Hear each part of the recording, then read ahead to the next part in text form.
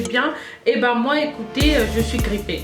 Très grippée, je pense que vous l'entendez à ma voix et vous allez l'entendre encore. Je vais éviter de me moucher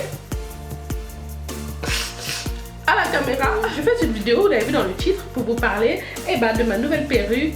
J'ai repris les perruques parce que pendant plus de 2 mois, j'avais mes cheveux et un peu de mèche dans mes cheveux et je n'en pouvais plus. Franchement, je me suis rendu compte que les perruques, en fait, ça fait partie de moi, complètement partie de moi et je ne peux plus m'empâter. C'est un truc de malade. Je suis accro aux perruques. Je suis accro aux perruques. J'ai besoin de mettre ma perruque, j'ai besoin de changer de changer de style, en fait. Voilà, c'est ça.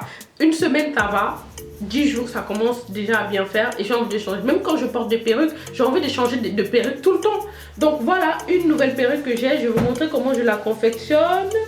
Alors là, j'ai fait un bun vraiment rapide pour pas que ça tombe sur le devant. Alors je ne l'ai pas collée, hein. Elle n'est pas collée. Je veux vraiment pouvoir l'enlever le soir et la remettre le matin quand je vais au boulot. Voilà, donc les mèches viennent de chez DSOA Hair qui m'ont contacté et qui m'ont envoyé les mèches gratuitement pour que je puisse les tester. Donc c'est une laisse frontale et 3 paquets. J'ai dû allumer mes lumières artificielles parce que comme je vous l'ai dit, il fait complètement nuit dehors. Alors qu'est-ce que je pourrais vous dire d'autre? Bah c'est tout. Je vais vous laisser avec la vidéo et puis avec le make-up et tout le reste. J'espère que ça va vous plaire. Sur ce, moi je vous fais plein de bisous et je vous retrouve à une prochaine vidéo. Bye.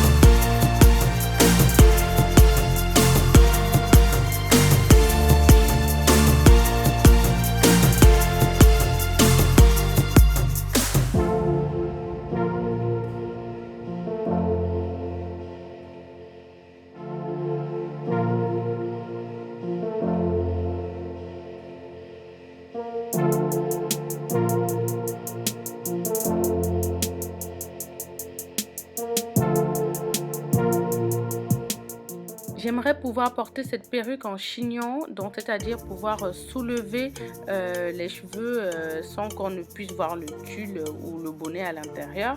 Du coup, je couds une mèche de cheveux derrière. En fait, je retourne le bonnet, je retourne la perruque et je couds à l'intérieur, donc en bas, pour pouvoir soulever. Ensuite, je vais tailler cette mèche de cheveux pour que ça fasse court derrière. J'espère qu'on s'est compris. Et là, je vais laver, je vais juste faire en fait un soin, donc c'est un conditionneur, le même qui vient de chez Primark.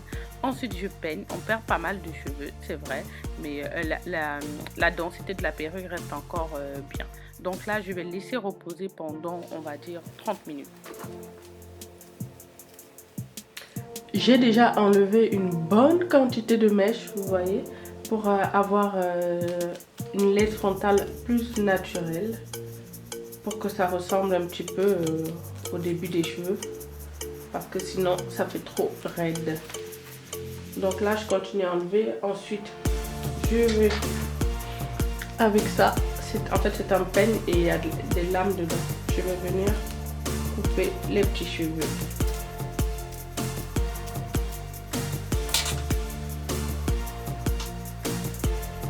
Voilà tout ce que j'ai enlevé en gros sur la devanture de la perruque. Je mélange dans mon flacon vide de MAC le Fix Plus, puisque c'est un vaporisateur.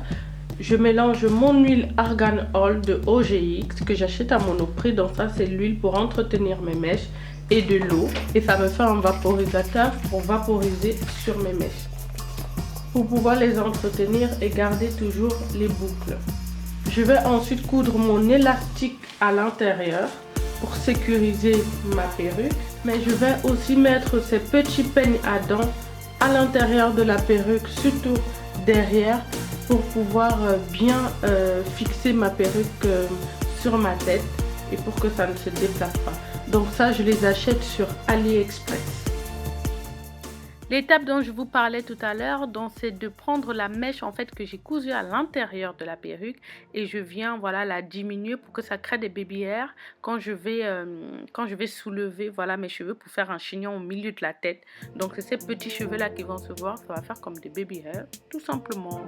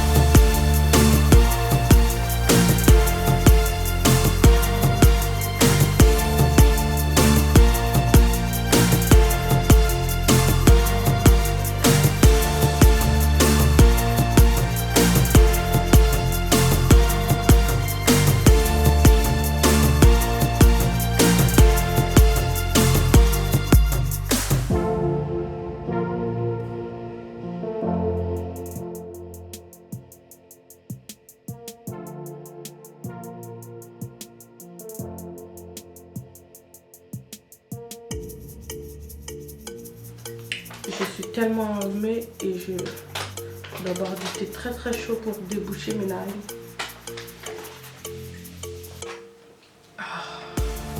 Ça fait du bien.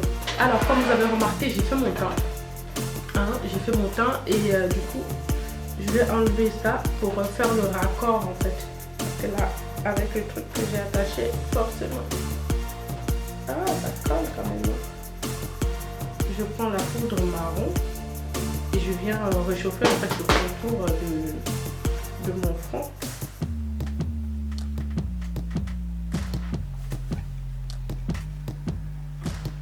Alors, on va maintenant faire les yeux. Il y a deux couleurs avec lesquelles vous pouvez toujours travailler quand vous voulez faire un maquillage. Que ce soit simple, que ce soit sophistiqué, que ce soit pour sortir ou juste pour un petit truc, pour aller au boulot. Il y a deux couleurs qui vous iront toujours. C'est le orangé et le marron. Ces deux couleurs, surtout aux teintes de peau qui sont comme moi, à peu près comme moi, même plus claires, même les peaux carrément blanches, même caucasiennes, et des filles plus foncées, il y a des couleurs qui vous iront toujours, c'est le orangé et le marron. Ce sont des couleurs qui passeront toujours et qui feront de votre maquillage un maquillage comme des pros quoi. Parce que c'est des couleurs qui se travaillent facilement, c'est des couleurs qui ressortent tellement bien sur notre peau foncée, peau marron plus foncée. En tout cas, toutes les camailleux de couleurs que vous voulez, ça va toujours super bien. Et pour ça, il y a une palette que j'utilise tout le temps. C'est pour cette raison, parce qu'il y a un superbe orangé à l'intérieur. C'est celui-là. Donc, c'est les palettes de Juvia's. Je vous reparlerai de cette marque parce que je m'en achète tout le temps. Donc, la palette de Saharan Volume Blush, volume 1. Surtout volume 1.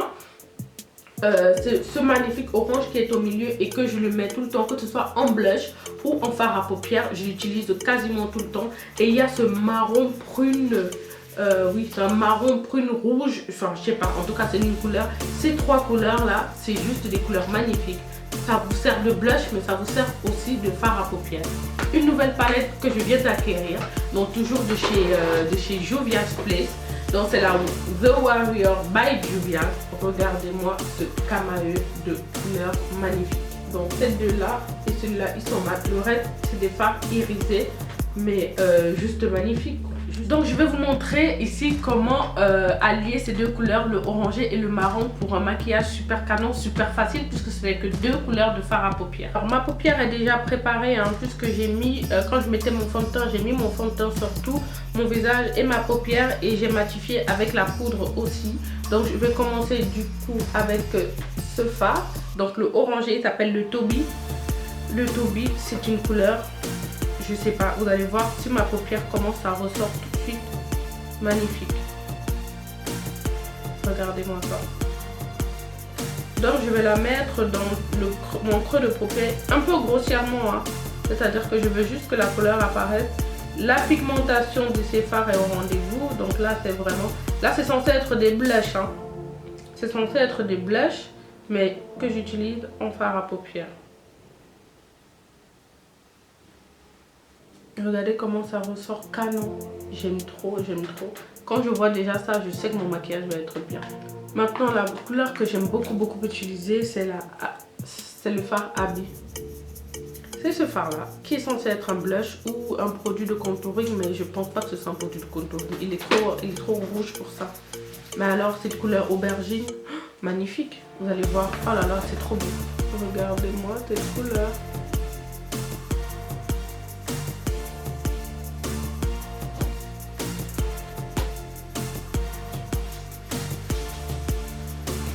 Je prends un gros pinceau et je viens flouter un peu les bords.